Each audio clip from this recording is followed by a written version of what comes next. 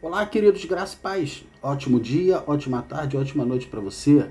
Vamos agora falar da segunda bem-aventurança. Já falamos que bem-aventurado é feliz ou mais do que feliz, né? E que Jesus está num monte, é o sermão do monte, é claro, está falando algo contracultural para os seus discípulos, que futuramente seriam os seus apóstolos, tá? Que está lá em Efésios, que ele seria a pedra angular e que o fundamento da igreja viria dos profetas do Antigo Testamento com os apóstolos. Então ele está falando de bem-aventurança, mais do que feliz. Agora vamos falar daqueles que choram. Primeiro falamos do pobre em espírito.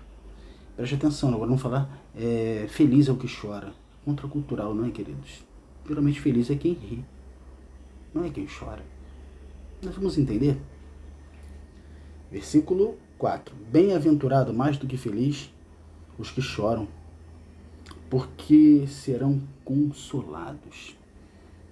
Vamos entender algum personagem que chorou muito? Não é Jeremias. Vamos falar aqui do Novo Testamento, das cartas e do Evangelho. Lembra de Pedro?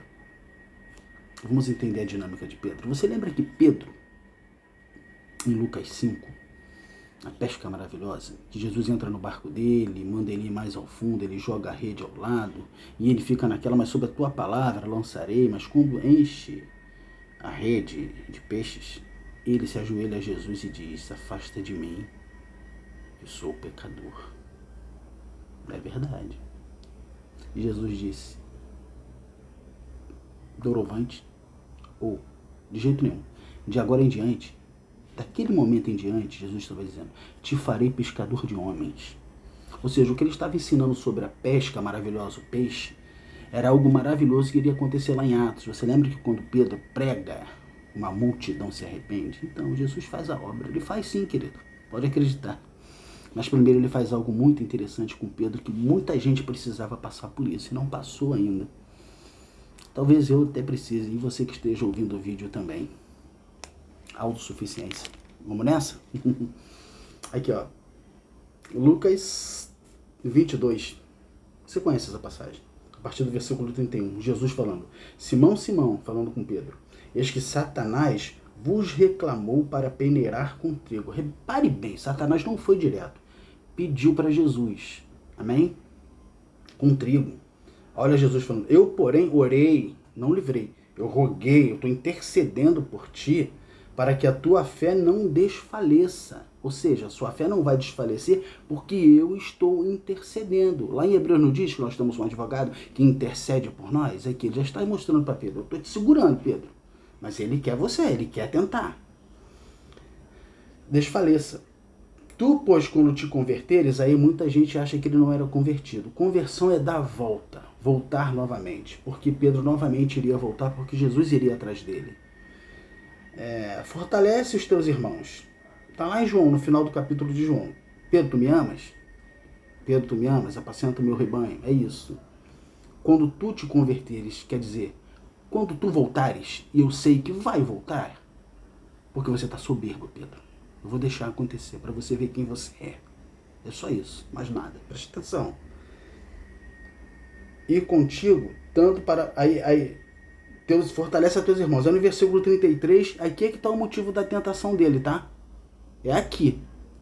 33. Ele, porém, respondeu a Jesus, estou pronto a ir contigo, tanto para a prisão como para a morte.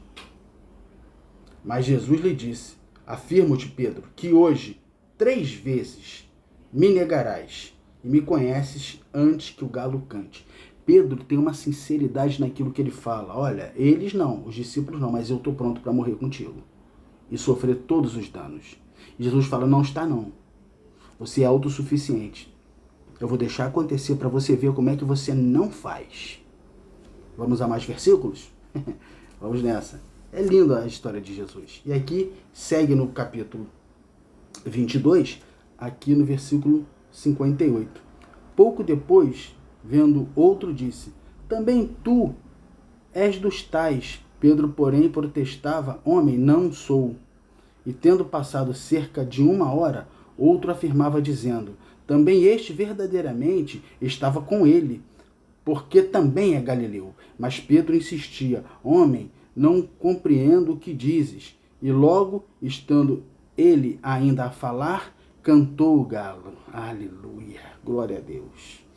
Então, voltando-se o Senhor, fixou os olhos em Pedro. Cara, o Senhor Jesus estava ali apanhando e sendo preso. Fixou os olhos em Pedro, e Pedro se lembrou da palavra do Senhor, como lhe dissera: hoje 3 vezes me negarás antes que o galo cante. Então Pedro, saindo dali, chorou amargamente. Bem-aventurado é quem fala para mim, queridos. São os que choram. Pedro chorou amargamente, querido. Porque Jesus fez acontecer com ele o que ele não conhecia dele mesmo. Ele tinha muita força, muito empenho, muito compromisso, muita garra. Mas ele ainda não tinha a certeza de que era um pecador. Ele se achava autossuficiente. Então Jesus precisou deixar quebrar. Quebrar.